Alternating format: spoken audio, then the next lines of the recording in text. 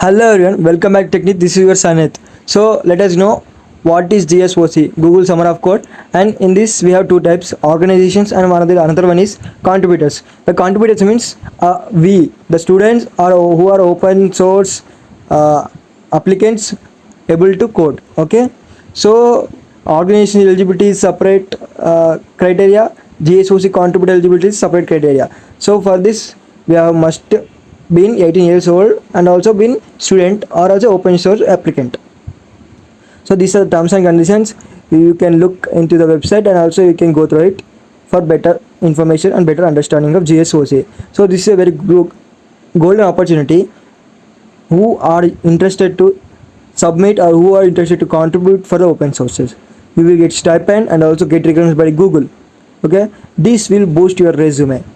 So let us know what is organizations. So organizations are released, so we can have different type of organizations right here.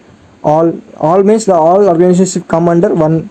Next, AI, data, development tools, end user applications, infrastructure and cloud, media, operating system, programming languages, science and medicine, security, and social media and communication. So these are the types of organizations we have in GSoC 2026. We can contribute to any of these, but the deadline is open on only April 30. After 30, we can have to contribute. We have to apply them. Okay. So if you have any doubts like what is GSoC, so I did a earlier video. Please go through it and also comment on if your doubt unclear. Okay, and ping me in the comment section.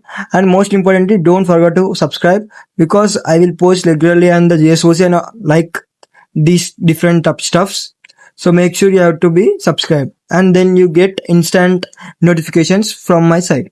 Okay, so how do I get started? So these are the clear instructions we have.